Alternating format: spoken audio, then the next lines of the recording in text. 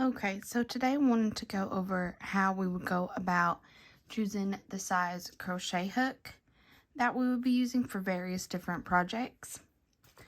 Generally, a good rule of thumb is looking at the backs of these yarn labels. You're going to see the size of the crochet hook itself, the suggested size. So for this, it would have been a 6.5 millimeter crochet hook, and then the size of the yarn. That's not always the best rule of thumb though. That's more of a suggestion. There are certain projects where you might want to go down in size, such as if you're making any of those animals, you probably want something a little bit tighter.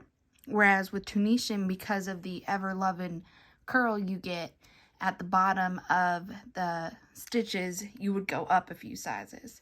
So I just wanted to compare and contrast. In this case, for this particular yarn, it had suggested a 5.5 millimeter hook, and then again that size right there. So this is a medium 4 worsted yarn. So this would have been the output using a 5.5. So you can see it's pretty standard, pretty neat, not too bunched up or loose or anything like that. Whereas a comparison, I went up one size, so this would be a 6.5 millimeter.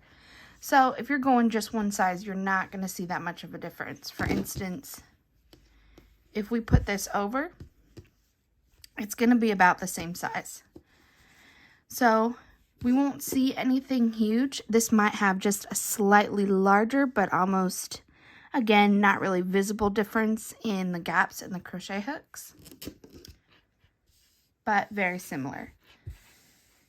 Now, for an actual difference to start appearing, you want to start going a few sizes. So this is a 3.5 millimeter crochet hook, down a good 2 full sizes. As you can see, I mean, it's visibly different. You can see the crochet stitches are tighter. It makes a smaller pattern. And this would be something, for instance, again, when you're making those animals or anything that you're going to stuff, you're not going to want to see as many gaps because this is where stuffing could come out. So you would be going down maybe 2, even 3 sizes to get these very tight stitches. Then the complete opposite, kind of intuitive. If we went up a few sizes, so for instance, this is an 8, we're going to get a much looser pattern. As you can see, it's also much more flexible, where this one we can pull it, but this is just kind of almost pulls aside. And again, it's going to be much larger than what we would have gotten if we stuck with the 5.5. So pretty simple. It comes down to just general preference.